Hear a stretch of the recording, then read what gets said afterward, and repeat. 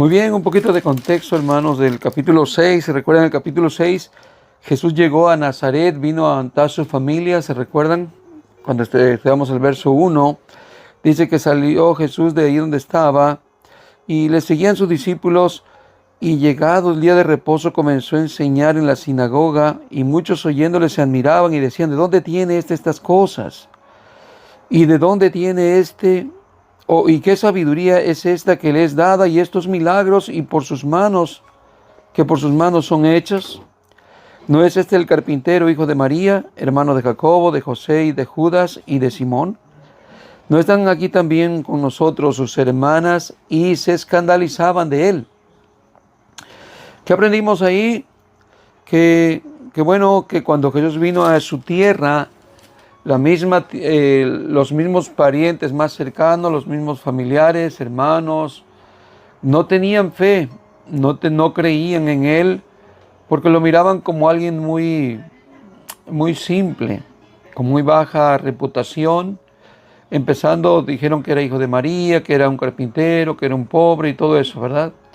Pero luego aprendimos también más adelante, cuando Jesús les da,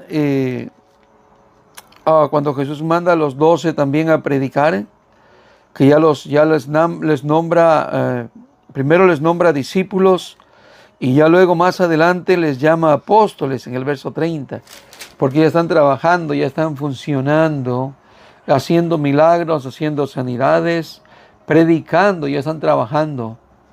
Bueno, de ahí vemos que también vimos que Herodes también mató a Juan el Bautista, lo decapitó. Vimos también la alimentación de los 5,000, que Jesús le mandó a los discípulos que los recostaran en grupitos. Y vimos ahí al buen pastor, como Jesús se manifestó como el buen pastor. Como dice el Salmo 23, el Señor es mi pastor y nada me faltará. Y lo recostó en los pastos para luego darle alimento espiritual. Sí, vimos ahí, estudiamos que Jesús es el buen pastor, y estudiamos también en Ezequiel los malos pastores que trasquilan a las ovejas, que maltratan a las ovejas, a la perniquebrada y todo aquello. Lo estudiamos ahí también en Ezequiel. Bueno, también vimos que Jesús les enseñó a ellos que les dieran de comer también a la gente. Que aprendimos que Jesús le está enseñando que los pastores deben estar preparados con el conocimiento bíblico, como él dijo en la Escritura, que mandaría pastores conforme a su corazón para que predicaran la palabra con ciencia y con inteligencia. ¿Qué aprendimos ahí de esa palabra? Que ciencia es la teología de Dios, ciencia es el conocimiento de Dios o de la palabra de Dios, de la doctrina. Y inteligencia, ¿qué es inteligencia? Inteligencia es ponerla en práctica, vivirla, no solamente enseñarla, no solamente predicarla, sino ponerla en su propia vida, ponerla en práctica. ¿Por qué? Porque Jesús decía que de los fariseos, los escribas, los doctores de la ley o los sacerdotes, ellos enseñaban la palabra, pero no la hacían. Por eso Jesús le dijo a los discípulos: en la cátedra de Moisés se sientan los escribas y los fariseos. Dice: préstenle atención, oigan todo lo que les digan y hagan todo lo que les digan. Pero no hagan conforme lo que ellos hacen, porque dicen una cosa y hacen otra. Por eso vimos que Jesús, cuando enseñaba, dice que él enseñaba no como los escribas y los fariseos. ¿Por qué? Porque Jesús enseñaba con autoridad. Dice, ¿cuál era la autoridad? No solamente con la ciencia de Dios, con la teología de Dios, el conocimiento de Dios, sino también con la práctica, ¿sí? Y los fariseos muchas veces no enseñaban bien tampoco la Escritura, también transgiversaban ciertas partes de la Escritura, adulteraban la Escritura para decir lo que el texto no decía. Igual hoy en día muchos pastores agarran un texto para decir lo que no dice la Biblia o lo que no está queriendo decir el capítulo o lo que no está queriendo decir el versículo con su contexto. No quiere decir eso. Y muchas veces los pastores o muchos líderes de religiones utilizan así la palabra de Dios. Entonces, pero Jesús no. Jesús utilizaba la palabra de Dios tal cual es, con ciencia y con inteligencia. Bueno, entonces aprendimos eso, que inteligencia es ponerla en práctica. Bien, y así vamos a ver que también el Señor Jesús envió a los discípulos, después que Él despidió a la multitud ahí en la orilla del mar, los envió a otro lado. Y ya cuando estaban en el mar, acuérdense que la barca representa a la iglesia, ¿sí? ¿Sí? ¿Y qué pasó? Resulta que Jesús, ya cuando vio que ellos estaban ya como a medio mar, y vio que iban con el viento contrario, y que iban remando, y que iban bogando, vio ahí a la iglesia, ¿verdad? En la prueba, pero bogando, remando. ¿Qué significa? ¿Qué aprendimos de estar remando? De, hermano, estar perseverando, de estar luchando, de estar caminando, de estar avanzando, de estar firme, de estar sólido, que esas son las cosas que debemos estar como cristianos diariamente, estar remando. Y dice que Jesús los estaba viendo, que ellos estaban remando, que ellos estaban así, ¿verdad? Porque estaban luchando fuertemente, físicamente, literalmente, contra el viento, contra las olas.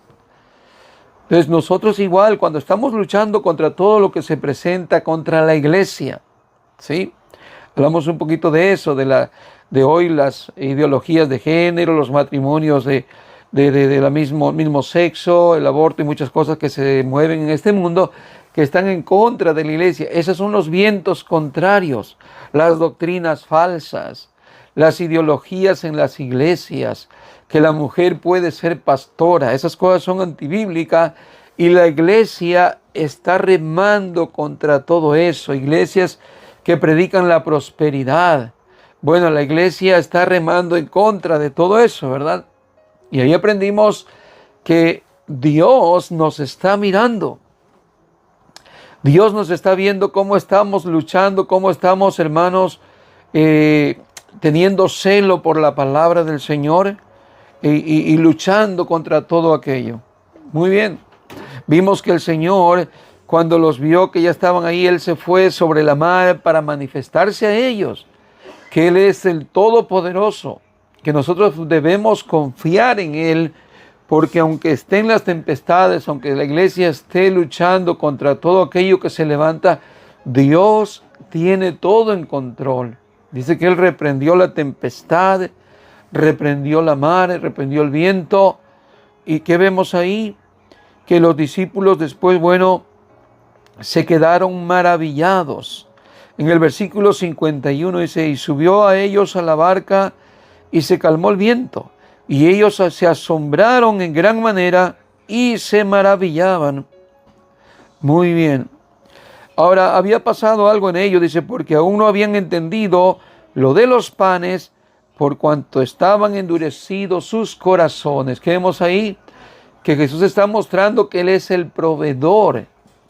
Sin embargo, a ellos se les acaba de pasar esa experiencia, ese milagro, e inmediatamente están acá en otra travesía y todavía como que estaban, ¿verdad?, un poquito inseguros que si el Señor los estaba guardando, los estaba cuidando. Y a veces eso nos pasa, ¿no? Por aquí ya vimos la mano de Dios, allá a las 2, 3, 4 meses, ahí estamos en una prueba y no sentimos que Dios esté ahí a nuestro lado y estamos como inseguros, como si el Señor estuviera dormido en la barca, ¿no? Como en la otra historia donde los discípulos vieron a Jesús durmiendo y y ellos ahí desesperados pensando que se iban a ahogar. Pero el Señor no duerme, estaba como dormido, pero el Señor no está dormido. Pero a veces pensamos eso. Decimos, mira cómo la maldad se multiplica, cómo el diablo pareciera que va agarrando terreno, va ganando y Jesús está durmiendo. ¿Qué está pasando? No. Dios tiene todo en control. Sí, nosotros debemos saber que todo lo que sucede es porque es la voluntad de Dios. Dios permite que sucedan cosas. Así como la historia que vimos en cuando el Gadareno, que los demonios le rogaron a Jesús No era un pleito del tú a tú con los demonios, Jesús y los demonios, o los demonios a Jesús. Muchos minimizan a Dios o minimizan el poder de Dios pensando que hay una guerra demoníaca entre Jesús y los demonios. Y que es muy dura la guerra, es muy dura la guerra espiritual. Y tenemos que hacer esto y tenemos que hacer lo otro, porque si no, Satanás nos va a ganar la guerra, la batalla. No, hermanos. Jesús no tiene ninguna dificultad para sacar demonios y para expulsar a los demonios. Sí, Él ha vencido a Satanás. Dios es grande, Dios es todopoderoso. Pero a veces ya esas ideas en las iglesias de que los hombres ya piensan más que es Satanás el que se ha intercedido y por eso no he recibido mi bendición, porque Satanás está estorbando y no me ha llegado la bendición que Dios me envió. Tiene como 3 meses. ¿Y qué necesito hacer? Necesito ayunar, necesito orar más, irme a la montaña a orar, porque ahí voy a romper las cadenas que Satanás ha puesto. Son puras ideas de los hombres, porque cuando Dios da las cosas, Satanás no tiene autoridad para oponerse, ¿no? Muy bien. Ahora vamos a llegar en el verso 53. Les dije que vamos a ver ahora aquí la tierra de Genezaret. ¿Qué significa la tierra de Genezaret? Que es una tierra fértil, ¿sí? Es un valle de fertilidad, un valle de mucha reproducción, que todo lo que se sembraba ahí se daba, se cosechaba, se producía, ¿sí? Todo lo contrario a la tierra donde llegó Jesús, a Nazaret, con su familia, con sus amigos, niños de infancia, en esa tierra infértil que dice la Escritura que no tenían fe en Él, a tal grado que Jesús estaba admirado de la incredulidad de ellos ahí. Fíjese, Jesús, Dios, estaba admirado de la gente de alrededor que le conocían por la incredulidad, ¿sí? Y no hizo ahí muchos milagros por la incredulidad de ellos, y no sanó más que a ciertas personas. Pero acá va a ser todo lo contrario, viene una tierra fértil, ¿sí? Vamos a verlo en el contexto espiritual, pero ese es el símbolo de Genezaret, tierra fértil o valle fértil. Muy bien, verso 53. Terminada la travesía, vinieron a la tierra de Genezaret y arribaron a la orilla. Y saliendo ellos de la barca, enseguida la gente le conoció. ¿Qué vemos ahí? Todo lo contrario, allá no le conocían, allá no creían en Él.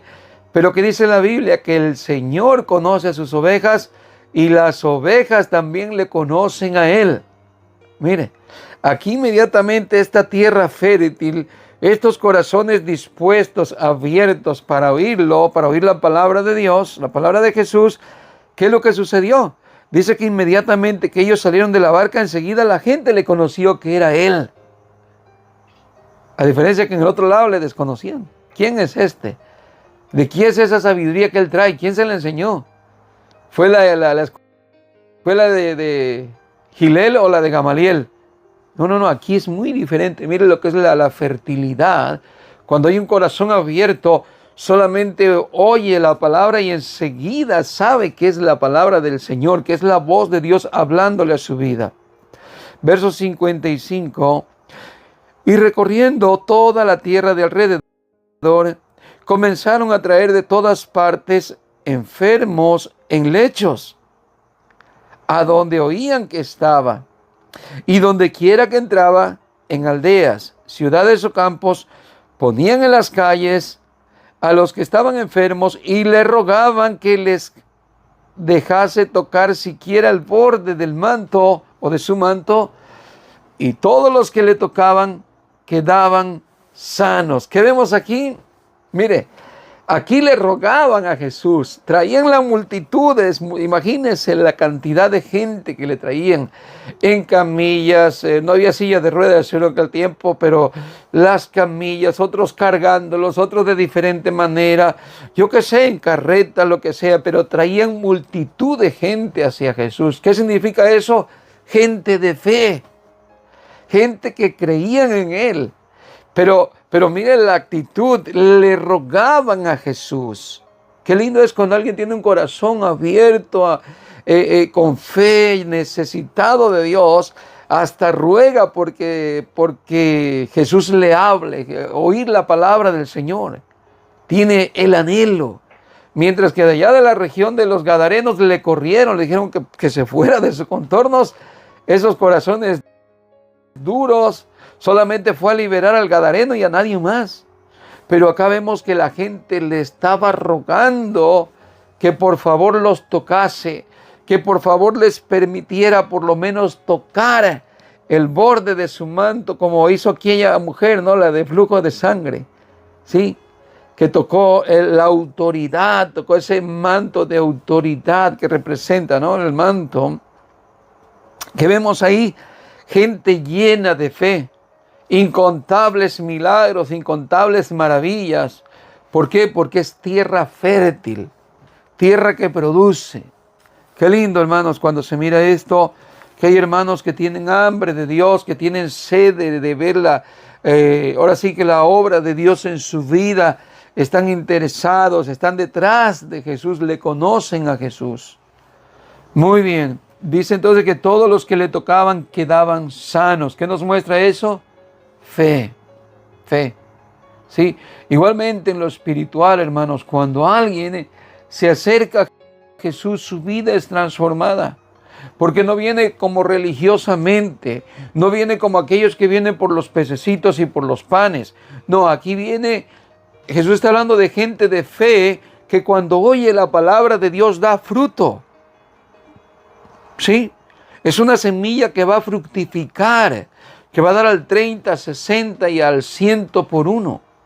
Por eso Jesús, cuando aquella mujer que venía detrás de él y le toca el manto, le preguntó quién había sido para mostrar que no todos los que van en el montón, que iban ahí por milagros y solamente por cosas sobrenaturales, pero no tenían fe para oír la palabra. ¿Qué hizo ella? Él descubrió a una mujer para que vieran que solamente hay pocos que tienen fe para tocarle, fe para escucharle la palabra de Dios. Y hay gente que le encantan los milagros, pero cuando se trata de crecer espiritualmente, cuando se trata de estudiar la palabra de Dios, de madurar en el conocimiento de Dios, a la gente le parece un poco aburrido, cansado eso, porque está acostumbrado a irse al tercer cielo, a tener visiones, sueños, manifestaciones, ir al infierno, etcétera, ver tantas cosas, ver demonios, pelear con demonios, ver ángeles, ver a Jesús, etcétera. Esas cosas les encanta, pero el estudio de la Biblia no muy fácil, a los cristianos les gusta. Entonces Jesús mira quién tiene fe, y una tierra fértil va a estar dispuesto a escuchar la palabra de Dios. Mientras que otros quieren el pan y la torta, quieren el pescadito y la torta. Eso quieren mucha gente. Así andan detrás de las iglesias, por los milagros, porque me va a suplir, porque Él me va a dar lo que yo quiera. Ese mensaje de la multiplicación de los panes, los predicadores lo usan para decir, mira, si Jesús multiplicó de cuántos pececitos, de 3 o cuántos panes y cuántos pececitos, multiplicó para darle a 5,000. ¿Cómo no te va a multiplicar a ti, hermano? Ten fe, da tu diezmo, da tu cooperación. Y ten fe que Dios te va a multiplicar al 100 por uno. Entonces manipulan la escritura solamente para emocionar a la gente de que Jesús provee, multiplica. Y la gente ignorante que no conoce la Biblia también dice, pues sí es cierto. Yo creo que Jesús puede multiplicar mi dinero, lo doy de ofrenda y me va a regresar el multiplicado. Mucha gente por eso diezma, porque así se le predica, se le lava el cerebro, y que Dios te va a reprender el devorador por ti, y que de aquí en adelante las cosechas se te van a prosperar. Cualquiera que sea tu negocio se va a prosperar. ¿Por qué? Porque tú estás diezmando por fe. Tienes fe que lo que estás dando te lo va a multiplicar Dios al 100 por uno. Y te leen el texto, vean, dice, y derramaré sobre ti bendiciones, ¿sí? Al 100 por uno. Te lo leen. Lo único malo es que no te leen el contexto de Malaquías, que están reprendiendo, el Señor está reprendiendo a los sacerdotes, que le están robando el diezmo y que le están dando animales enfermos en sacrificio. ¿Sí? Eso no lo leen ahí mismo en ese tema. Se brincan en esos textos y solamente leen los que quieren ellos leer, para luego decir, tú no puedes dejar de diezmar, porque si no diezmas te vuelves un ladrón. y un ladrón no puede entrar al reino de los cielos, conforme a la Escritura. Ahí dicen algo bíblico para miedarte, para intimidarte o para obligarte a que diezmes. ¿Sí? Muy bien. Pero ¿qué vemos ahí? Que lo usan para manipular. Usan las Escrituras para traerte emoción, para traerte vanas esperanzas. Pero ¿qué vimos aquí? En la multiplicación de los panes, ¿qué aprendimos? Que Jesús es el buen pastor. Los manda a recostar para que estén reposadas las ovejitas y después de eso ya puedan recibir la palabra de Dios, que no se pueden dormir arriba de las piedras, que tienen que estar en un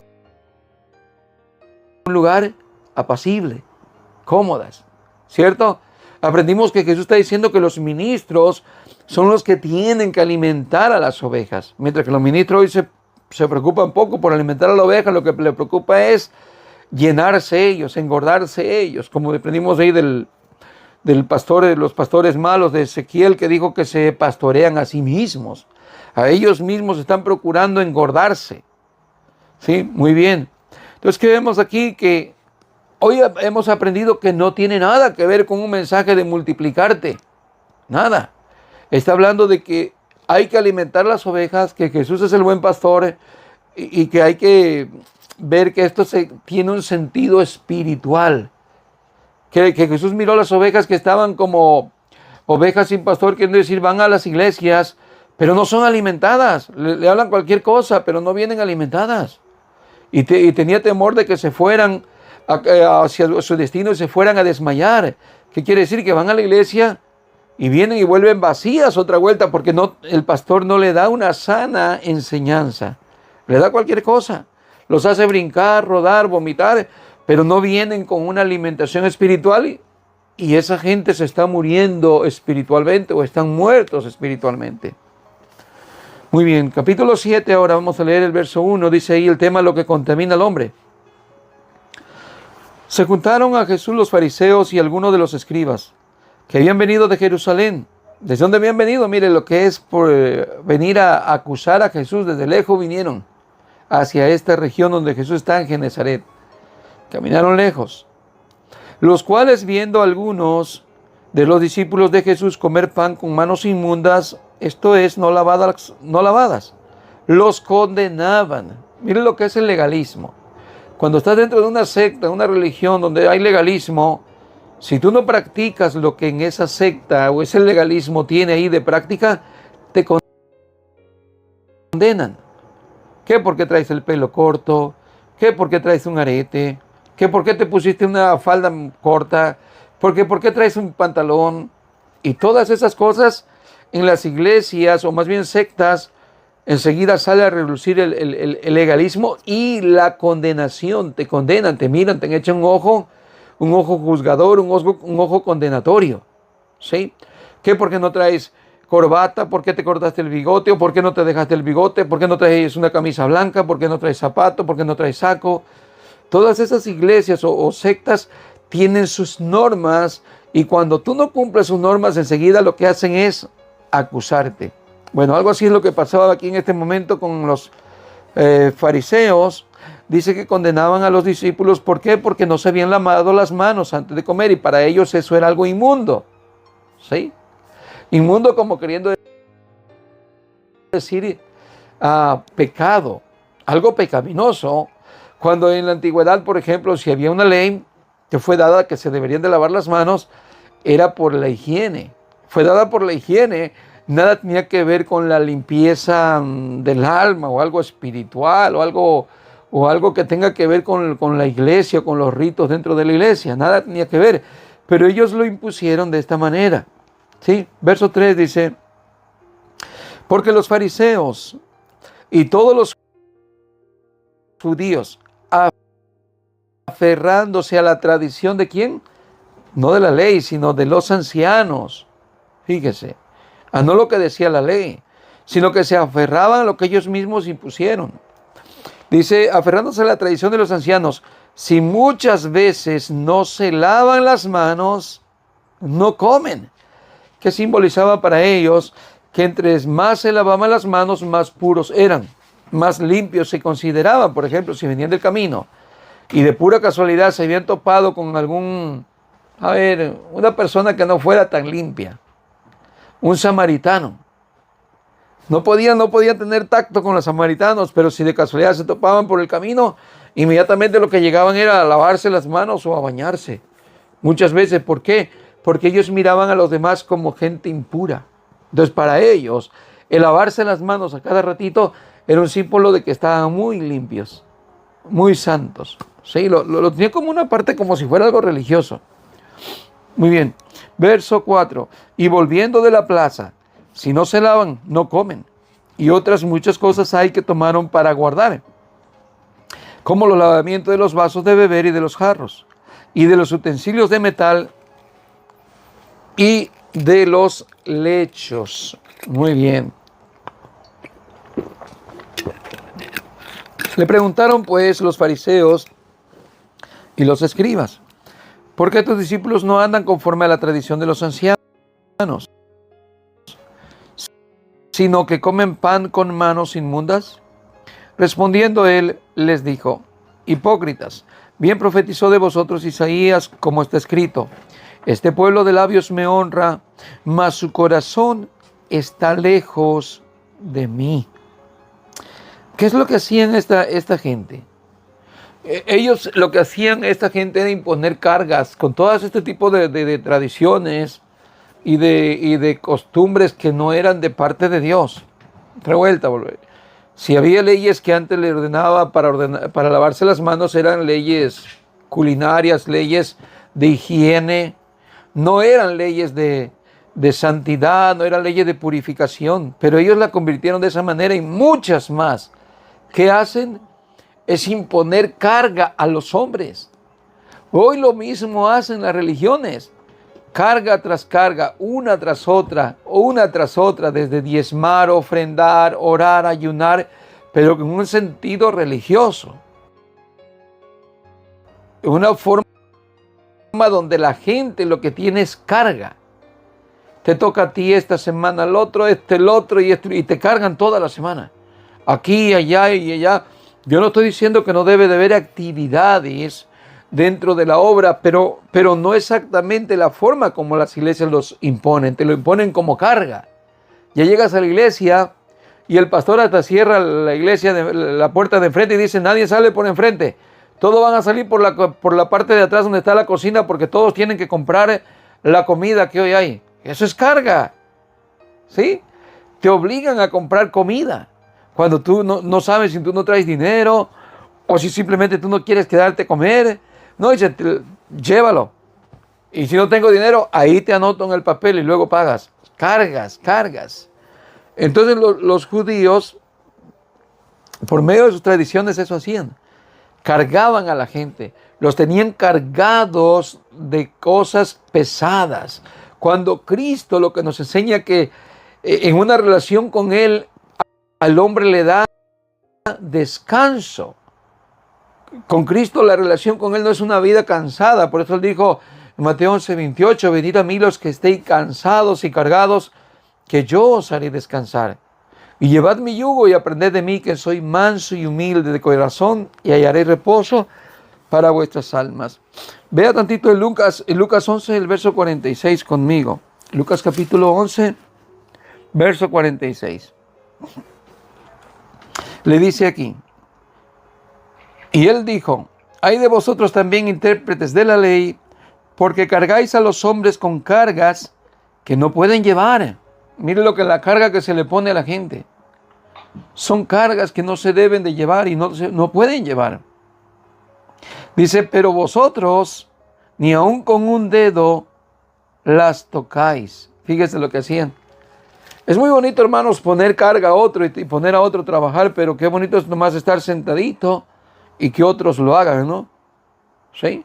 Si usted mira muy bien, casi siempre en las iglesias cuando se demanda mucho diezmo y mucha cooperación, los líderes son los que menos dan, o el líder el que se está enriqueciendo ahí en esa secta, en esa iglesia. Él es el que menos da, porque si fuera como ejemplo el que más diera, sería el que menos tuviera. Pero no, él es el que está agarrando toda la ganancia.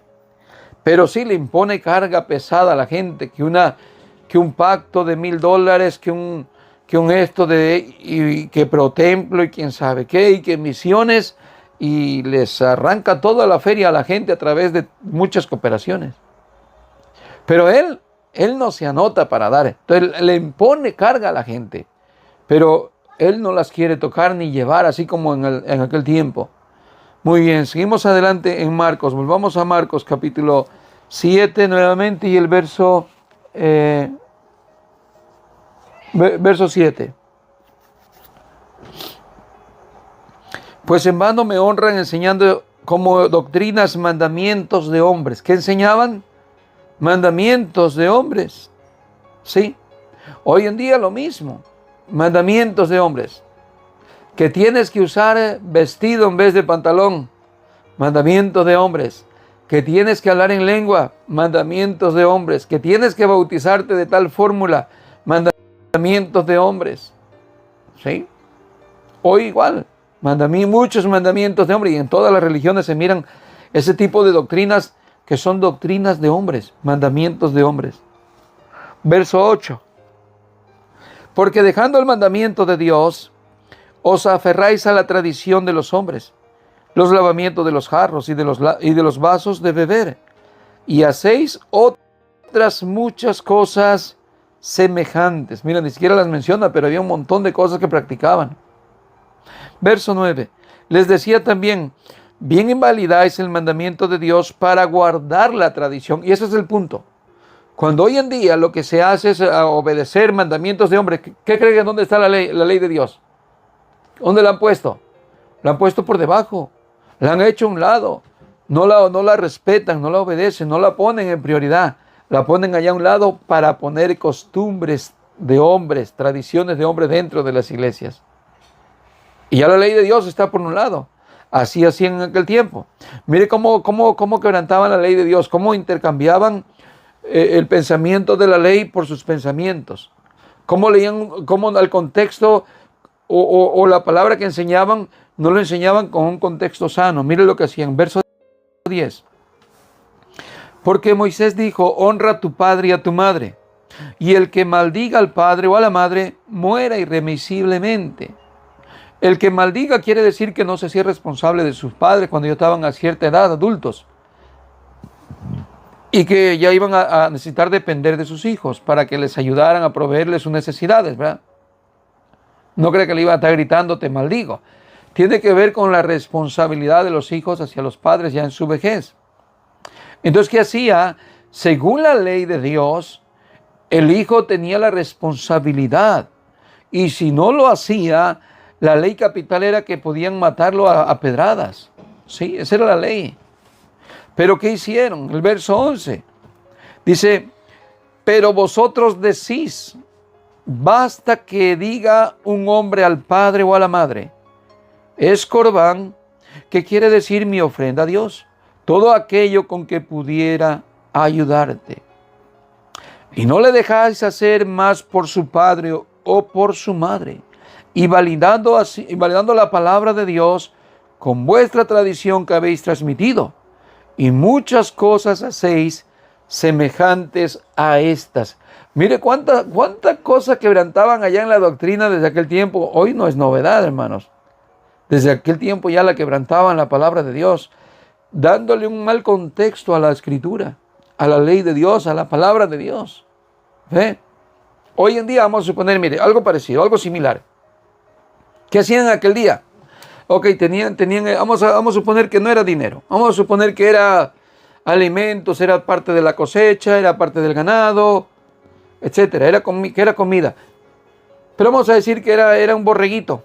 Entonces, papá, yo te daría este borreguito, pero es corbán, papá. Se me ha enseñado que si yo se lo doy mejor a Dios, es más bendición para mí. Dios me va a bendecir. Dios va a hacer que vengan las cosechas buenas este año, que mi ganado se multiplique. ¿Y sabes qué? Yo lo voy a llevar al templo. Entonces, lo siento mucho, papá, pero yo soy un hombre de fe, soy un hombre religioso, yo creo en Dios, entonces yo voy a practicar los que los líderes me están enseñando.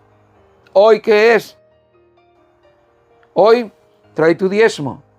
Y madres que dejan a sus hijos con ganas de un pantalón, con ganas de unos zapatos, con ganas de ir a una comida. ¿Se entiende? Porque simplemente los líderes espirituales están diciendo, no importa cómo la estés pasando, no importa si no tienes ni para comer, no importa si no tienes ni para tu renta, tú crees en Dios que te va a multiplicar para tus necesidades, y tráeme primero a mí los diezmos, así como la viuda le dio a Elías el último bocado que tenía antes de morirse, pero luego Dios se lo multiplicó. Y así te atrapan. Lo mismito que en aquel tiempo, hoy la gente deja sin comer a sus hijos, deja de pagar la renta porque están dando su dinero a los líderes, a los que le están enseñando de esa forma, creyendo que Dios les va a multiplicar y que ellos son buenos. Los que están dando su diezmo creen que son buenos, ellos son obedientes a Dios y por eso están dándole a Dios. Es falso. No están siendo obedientes a Dios. También tienen un corazón malvado aquellos que dan, porque lo dan por ambición. Muchos de ellos lo hacen tal vez por ignorancia, y sí, lo hacen por fe. Pero muchos de ellos son movidos a la ambición. Voy a dar para que Dios me bendiga en mi negocio. Voy a dar para que Dios me bendiga en mi matrimonio. Yo voy a dar porque sé que si doy, estoy bien con Dios. ¿Sí me entiendes? Siempre buscando como tu propio sacar beneficio cuando das. Mucha gente no lo hace ni por fe, ya lo hace por ambición.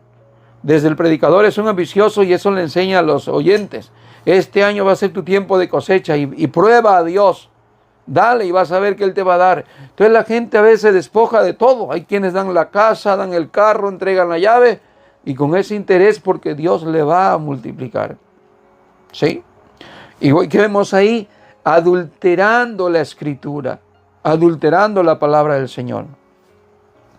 Verso, ¿qué nos quedamos? Verso 14. Y llamando así a toda la multitud, les dijo, oídme todos y entended. Nada hay fuera del hombre que entre en él que pueda contaminar, pero lo que sale de él, esto es lo que contamina al hombre. Si alguno tiene oídos para oír, que oiga. ¿Qué vemos aquí? Otra vuelta, esa es parte del contexto. En el versículo 1 del capítulo 7 que empezamos leyendo, que los discípulos comían sin lavarse las manos. El contexto es que los estaban condenando como que si eso los iba a afectar a su interior o a su espiritualidad. Y Jesús le va a aclarar que lo que entra por la boca no lo contamina al hombre, aun cuando se come las cosas sin lavarse las manos. ¿Cuántas veces nosotros que somos del campo hemos andado con las manos sucias, con las manos sudadas, como hemos andado? Así agarramos el taco y nos los comemos. A lo más que nos puede dar a veces un chorro por ahí, un retorcijón, y al rato ya nos componemos. Pero no es que nos contaminemos espiritualmente porque algo lo estamos comiendo sin lavarnos las manos, que para ellos era un símbolo de santidad, de purificación. Entonces Jesús está diciendo que pongan atención, que no todo lo que contamina o lo que entra al hombre no lo contamina, no le puede contaminar, pero le va a enseñar qué es lo que contamina al hombre. Dice, pero lo que sale de él, eso es lo que contamina al hombre. ¿Sí? Miren lo que sí debemos tener cuidado, lo que sale de nosotros, porque eso sí trae contaminación si hacemos cosas o hablamos cosas que no convienen. Verso 17. Cuando se alejó de la multitud y entró en casa, le preguntaron sus discípulos sobre la parábola. Él les dijo, ¿también vosotros estáis así sin entendimiento? ¿No entendéis que todo lo de fuera que entra en el hombre no le puede contaminar? Bueno, mire, es que ya como era una costumbre tan típica, también los discípulos también son judíos, también están apegados a esa costumbre, ¿no? Vamos a suponer que por cierta razón en ese momento los discípulos no se lavaron las manos. Tal vez no tenían agua, tal vez no lo ignoraron, pero con el hambre que traían, al no haber agua, pero todos se lo comieron así. Pero sin embargo, también estaban ellos tras la tradición. Eso nos da a entender que ellos también están sobre esa práctica, o estaban sobre esa práctica. Por eso Jesús los regaña y dice, bueno, ustedes también no han entendido. Ya les acabo de explicar que no hay necesidad que estén haciendo eso, ni confíen que al lavarse las manos ustedes están purificados. No. ¿Qué les está diciendo? Dice, ¿no entendéis que todo lo de fuera no, o que entra en el hombre no le puede contaminar? No, eso no te puede contaminar. ¿Sí? Por ejemplo, vamos a suponer que en la calle uno mira mujeres, eso no nos puede contaminar. ¿Sí?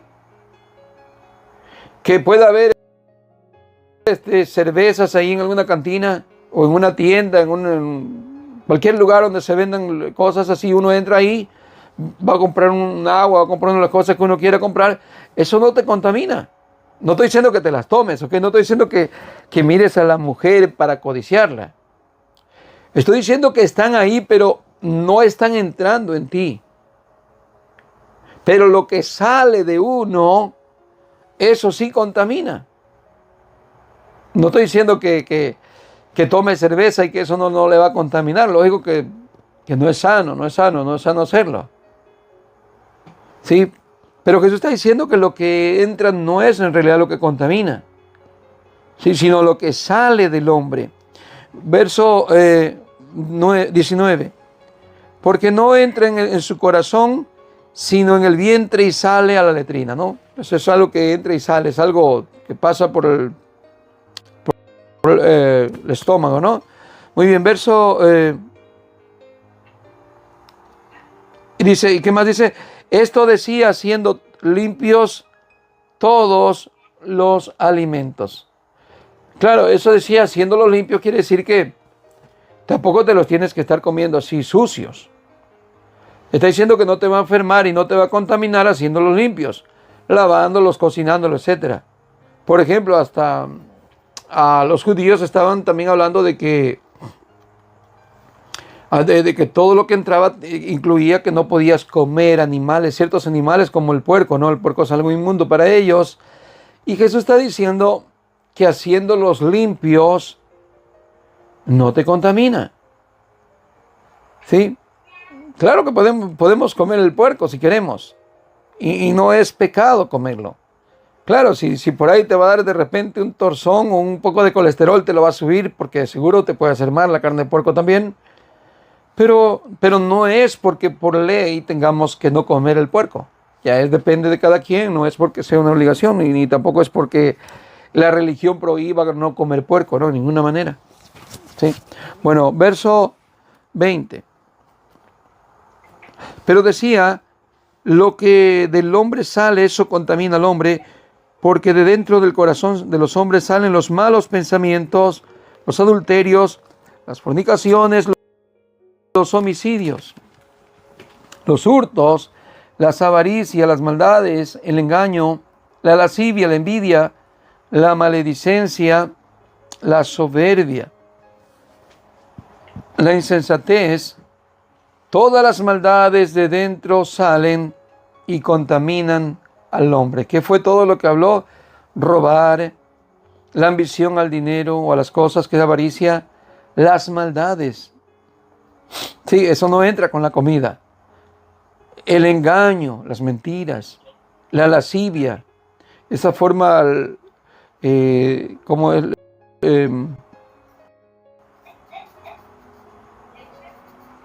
bueno, no sé, usted me entiende cuando digo lascivia. La envidia, la maledicencia, la soberbia, esa altivez, la insensatez o la injusticia. ¿Sí? Todas esas maldades, ¿de dónde salen? De aquí, de un corazón lleno de maldad. De ahí salen palabras, salen un montón de cosas que hieren, que hacen mal, que maldicen. ¿Sí? De ahí salen. Estas cosas sí contaminan al hombre. Por eso Jesús dijo, porque por tus palabras serás justificado o por tus palabras serás condenado. ¿Sí? Porque lo que hay dentro del corazón, lo que sale, eso sí contamina al hombre. Muy bien. Quiero que vea conmigo tantito una escritura en 1 Timoteo capítulo 4. 1 Timoteo capítulo 4 y el verso 1. ¿Dónde está? No lo marqué. dice así. A ver. Pero bueno, ya están ahí. Pero el Espíritu dice claramente, en los posteriores tiempos algunos apostatarán de la fe, escuchando a espíritus engañadores y a doctrinas de demonios. ¿Cuáles son las doctrinas de demonios? Identifiquemos hoy un poquito eso. Tal vez usted ha oído que hay doctrinas de demonios, ¿verdad? Bueno, hoy identifiquemos un poquito eso. ¿Sí? Mire lo que harán, dice, por la hipocresía de mentirosos que, teniendo cauterizada la conciencia, ¿cómo van a tener la conciencia? Cauterizada, embotada, reprobada. ¿Sí? ¿Qué harán? Dice el verso 3, prohibirán casarse y mandarán abstenerse de alimentos que Dios creó para que con acción de gracias participasen de ellos los creyentes y los que han conocido la verdad. Porque todo lo que Dios creó es bueno y nada es de desecharse si se toma con acción de gracias, porque por la palabra de Dios y por la oración es santificado. ¿Qué vemos aquí? A ver, ¿quiénes son los que prohibirán casarse? Vemos ahí la Iglesia Católica. ¿Y luego qué vemos? Cometiendo pedofilia, cometiendo violación dentro de las mismas organizaciones, saliendo monjas embarazadas, abortando, ¿sí? Abusando de niños, pedofilia. ¿Por qué? Porque impusieron sus leyes de no casarse. Esas son doctrinas de demonios. ¿Sí? Ahora, pero también está la de los judíos.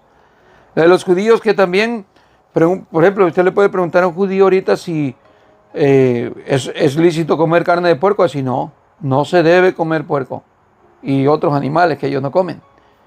Pero eso no está dentro del mandamiento de Dios ahora. Pero sí fue temporalmente en aquel tiempo cuando Moisés saca al pueblo de Egipto y por sistema de higiene y por sistema de prevención de salud, ellos no contaban con médicos, no contaban con hospitales, no contaban con los recursos que hoy se pueden contar. Por ejemplo, si ustedes se come una, como le decimos nosotros, una gordita de frijoles con queso, ¿no? Y le echan manteca de puerco con su salsita y todo, y se acuesta a dormir y al otro día a las 5 de la mañana se levanta con el colesterol bien alto, que anda mareado, que se anda queriendo hasta desmayar. Bueno, simplemente sale corriendo a urgencias, lo atienden y al rato ya está bien. Pero en aquel tiempo, cuando Moisés saca al pueblo de Israel, no contaban con eso. Estaban en el desierto donde no hay nada. Y Dios le da estas leyes como algo temporal. Algo temporal. No era que iba a ser perpetuo. ¿Sí?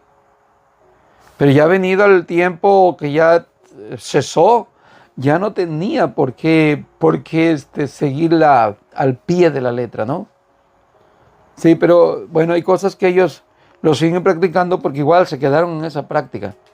Pero no es que sea condenatorio comerlo. ¿Por qué? Porque de alguna manera fue temporal, ya pasó su tiempo, más aparte Dios nos enseña que a través de la oración damos gracias a Dios. ¿Se entiende? Y por la oración es santificada la comida, dice, es limpiada. ¿Sí? Ahora sí le puede hacer algo mal sabiendo que el puerco es algo dañino. Si a alguien le hace mal, pues mejor no lo coma. ¿Se entiende? Por algo de racionamiento, de lógica, ¿no? Si le hace mal, mejor no lo coma. Muy bien, volvamos al libro de Marcos otra vez. A ver, ¿ya cuánto vamos? Bueno. Estamos en el versículo 24. La fe de la mujer sirofenicia, dice ahí. Levantándose de allí se fue a la región de Tiro y de Sidón, y entrando en una casa, no quiso que nadie lo supiese, pero no pudo esconderse. Imagínense. Jesús viene de sanar. ¿Cuánta gente sanó ahí donde llegó a la tierra de Genesaret, hermanos? Multitudes, ¿no? Incontables. ¿Sí? Hoy pasa supuestamente algún milagro en algunos de esos chamanes que predican de milagros y lo andan subiendo video tras video a YouTube para que la gente se entere, que conozcan el milagro. Le hizo crecer una mano a alguien. Ahí están haciendo el show que están creciendo las manos. Mire, Y van moviendo la cámara y dicen, mire, mire cómo va creciendo la mano. Y ahí, sí, ya creció, milagro, milagro, un pie. Mire cómo está el pie creciendo. Y lo están poniendo en YouTube, en Facebook y todas las redes sociales para que la gente se entere. ¿Para qué? Para agarrar fama al predicador, para agarrar reconocimiento, para agarrar gloria, honra, exaltación. Se da el título de apóstol, se da el título de que hace milagros, que es que alguien que sana, que tiene poder para sanar, ¿sí? Hacen un video de alguien que está dentro de una caja, de un ataúd, le ponen un micrófono, de repente sale brincando con el micrófono hablando que resucitó. Y lo están subiendo a las redes sociales, ¿para qué? Para llamar la atención. Pero mire a Jesús todo lo contrario. Jesús viene de un contexto donde le da de comer a 5,000. Inmediatamente, ¿qué hace cuando está ahí en esa campaña, en ese reventón ahí de milagros? Inmediatamente le dice a los discípulos, vámonos a otro lado, vámonos. Y se los lleva a un lugar desierto, solitario. Para no dejarlos, que ellos también se les suba el ego, se vanaglorien, se exalten. Jesús va huyendo de la gloria falsa, de la gloria terrenal, de la gloria de los hombres. Luego en Genezaret dice que hace multitud de milagros y sanidades. ¿Y qué hace? Luego viene acá a una casa y no quiere que nadie se entere. No quiere, lo que él no quiere es estar llamando la atención. Mire, ¿dónde está? Está cumpliendo con predicar la palabra en un lugar sin mucha gente, donde están 2 o 3 de familia, 4 o 5. Mientras que los predicadores hoy en día que se han llamado apóstoles y casi serafines o querubines, ellos quieren ir allá a las multitudes. Prepárenme un estadio con 15,000, 20,000, 40,000 gentes y ahí quiero ir a predicar yo. Tengo mi avión, mi jet privado. ¿Se entiende? Buscando la fama. Y Jesús va huyendo de la fama terrenal y de los hombres. Se dice que él está aquí en una casa. Cuando llegó ahí dice que no quiso que nadie lo supiese, pero no pudo esconderse. Verso 25, porque una mujer cuya hija tenía un espíritu inmundo, luego que oyó de él, vino y se postró a sus pies. ¿Qué tenía esa niña? Tenía un demonio, tenía un espíritu inmundo. Verso 26. La mujer era griega y sirofenicia de la nación, o de naciones, y le rogaba que echase fuera de su hija al demonio. ¿Qué está diciendo? Que ella era, ¿de dónde? De la región de Tiro y de Sidón, de ahí de esa región. Como que dice genealógicamente, ella no aprobaba para recibir la salvación. Sí, genealógicamente ya no estaba dentro de los contornos de lo que es Israel, o lo que era Israel, ya no estaba dentro de eso y no tenía derecho, no tenía posibilidad, porque ella viene de otros lugares, era sirofenicia, dice, de otras costumbres, era griega, ¿sí? Verso 26, la mujer era griega, de seguro viene con tradiciones, ídolos y todo aquello, ¿sí? Nada que ver con los judíos. Y le rogaba que echase fuera de su hija al demonio. Verso 27.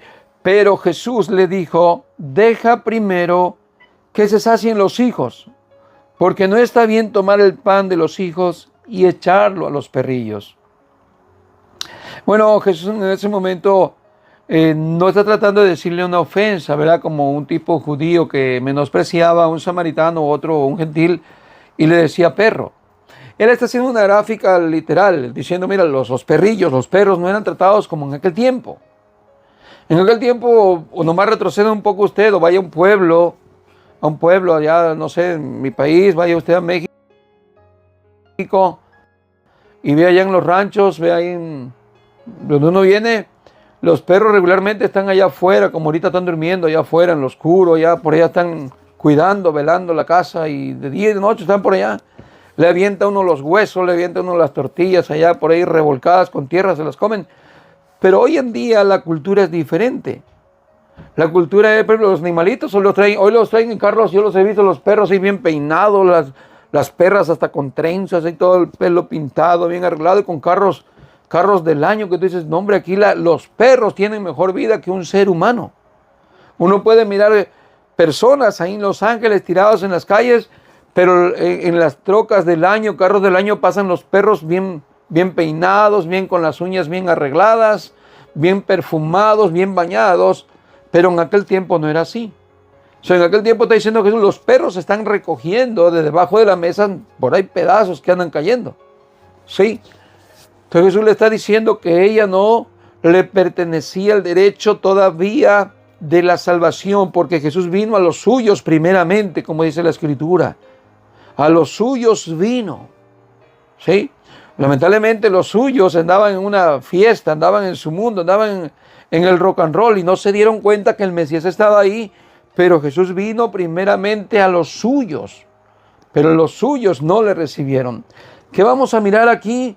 Aquí vamos a ver la compasión de Dios, vamos a ver la misericordia de Dios. Otra vuelta se va a manifestar la misericordia de Dios, la entrada ya para los gentiles al reino de Dios y también la fe que Dios da de antemano a aquellos que han de ser salvos. Todo eso vamos a ver aquí en este evento. Muy bien, nos quedamos el verso 28. Respondió ella y le dijo, sí, Señor, pero aún los perrillos debajo de la mesa comen las migajas de los hijos. Mire qué expresión de fe. Dios le ha dado fe a esta mujer, ¿sí? Para que pueda entender lo que Jesús le está diciendo y no responde de alguna manera, pues si no merezco nada, pues no me dé nada. No, ella está aferrada a su petición, está abrazada de Cristo, a sus pies, está inclinada, no lo suelta.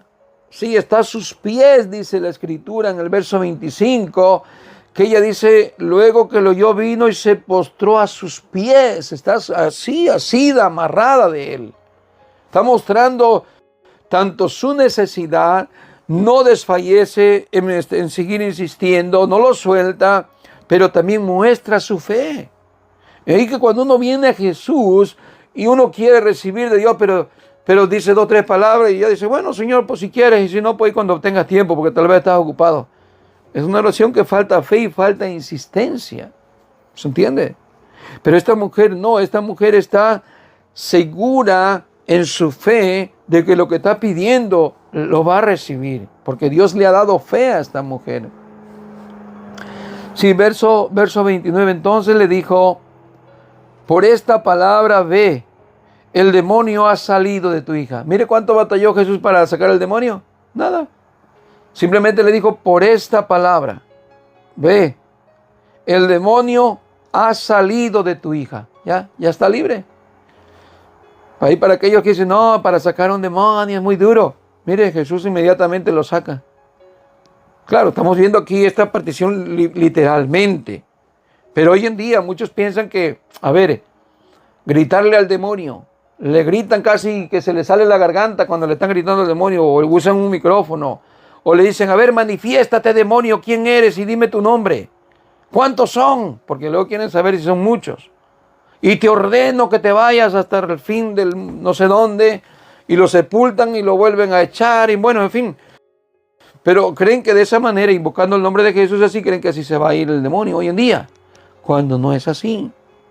A una persona se le sale el demonio cuando oye la predicación del Evangelio, cuando empieza a ponerlo en práctica en su vida, automáticamente ella se convierte y nace de nuevo, tiene fe, y al poner en práctica su vida, poner en práctica el Evangelio, el demonio pierde autoridad. El demonio pierde la autoridad sobre él, que lo tenía atado, lo tenía gobernándolo. Pero se necesita fe. Cuando oye el Evangelio, cree, se arrepiente, se convierte a Dios, empieza a poner en práctica el Evangelio, Satanás queda destruido en su vida. Las cadenas se rompen en ese momento. No tengo que estarle yo gritando a Satanás Jesús lo libera a esa persona en ese momento cuando él se hace un creyente. Mientras no tenga fe, mientras no se arrepienta, mientras no se convierta al Señor, me puedo arrancar la garganta gritando que se salga el demonio y invocando el nombre de Jesús. Simplemente no va a suceder. ¿Por qué?